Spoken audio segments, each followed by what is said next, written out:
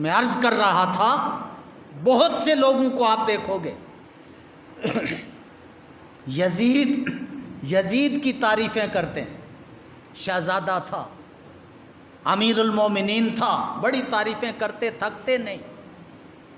لیکن بہت سے لوگوں کو آپ دیکھو گے یزید کی آڑ میں حضرت امیر معاویہ رضی اللہ تعالی عنہ کی بارگاہ میں گستاخیاں، بے باکیاں اور بے ادبیاں کرتے ہیں.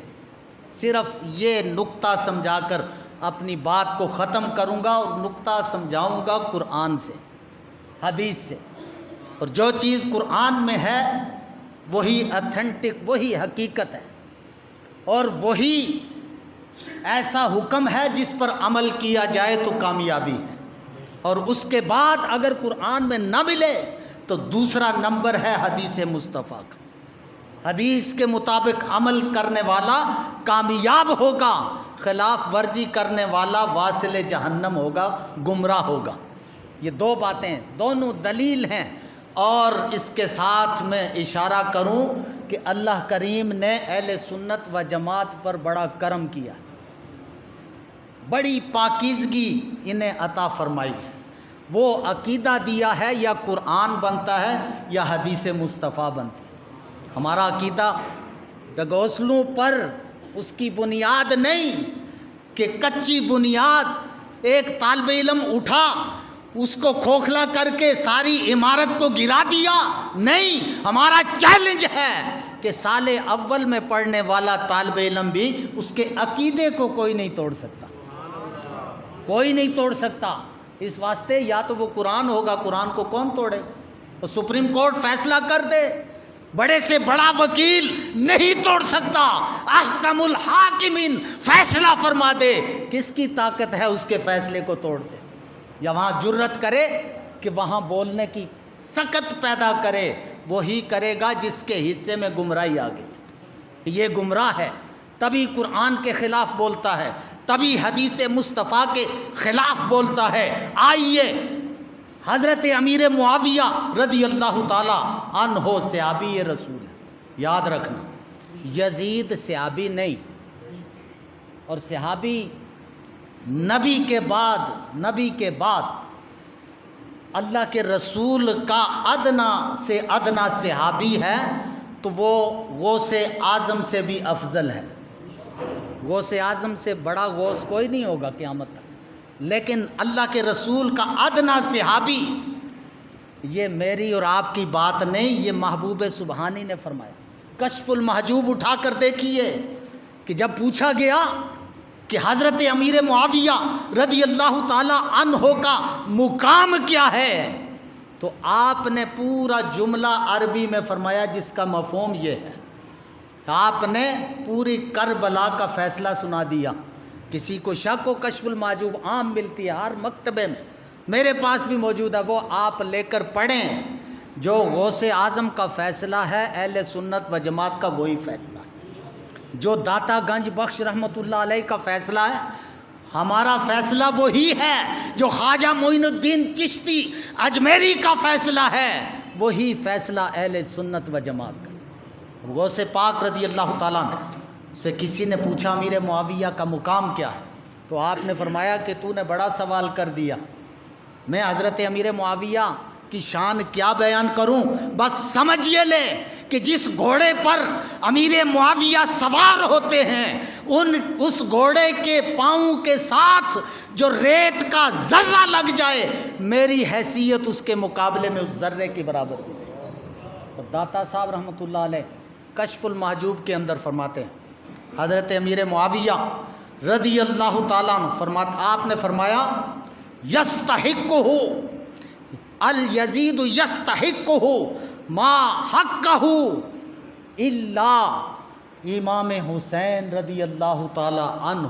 آپ فرماتے ہیں الا ابیہ، سوائے اس کے باپ کے، یزید کے باپ حضرت امیر معاویہ رضی اللہ تعالی.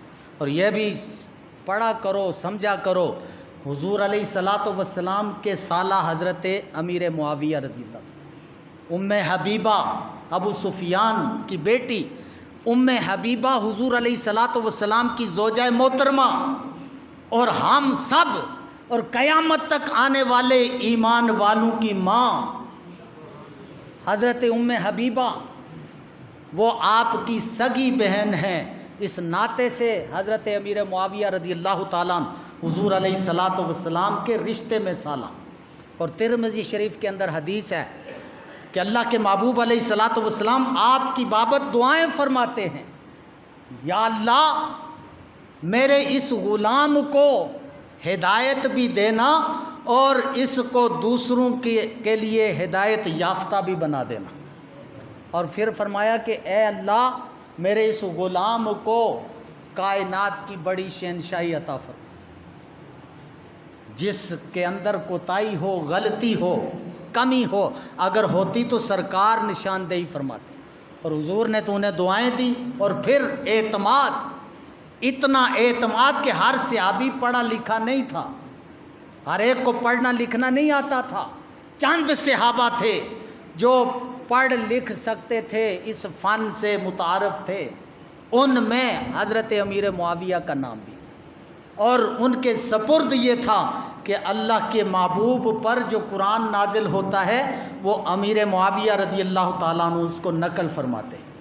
اگر بد اعتمادی ہوتی تو حضرت امیر معاویہ کو کاتب وحی نہ بنایا جاتا، اور اگر بفرض محال مان لیا جائے ایک طرف حضرت امیر معاویہ یزید آپ کا بیٹا ہے تو بیٹے کے گناہوں کو دیکھ کر باپ کو مورد الزام نہیں بنایا جا سکتا۔ اگر آپ کو کہ بنایا جا سکتا ہے تو پھر قرآن اٹھاؤ، حضرت نوح علیہ السلام جنہیں آدم ثانی کہا گیا، اللہ کے پیغمبر 900 سال اللہ کے دین کی تبلیغ کرتے رہے، لیکن بیٹا بد عملوں کے اندر بیٹھتا رہا، بد کرداروں میں بیٹھتا رہا۔ جب آپ نے طوفان نوح کے لیے دعا فرمائی، نوح علیہ السلام کے زمانے میں طوفان آیا تو آپ جب غرق ہونے لگے لوگ تو آپ نے فرمایا یا اللہ میرا بیٹا، تو اللہ کی طرف سے جواب آیا اے نوح وہ آپ کے خاندان سے خارج ہو گیا، وہ آپ کا بیٹا نہیں رہا، آپ نبی ہیں، میرے رسول ہیں، اور آپ مبلغ دین ہیں، لیکن اس کے باوجود وہ بد عملوں میں بیٹھا، بد کرداروں میں بیٹھا، وہ آپ کی نبوت کے خاندان سے خارج ہو گیا، اسلام سے خارج ہو گیا۔ اگر نوح علیہ السلام کا بیٹا بد عملوں میں بیٹھے، بد کردار ہو تو نبوت سے خارج ہو جاتا ہے، اسلام سے خارج ہو جاتا ہے۔ اس کے خارج ہونے سے نوح علیہ السلام کی نبوت پر کوئی فرق نہیں آیا۔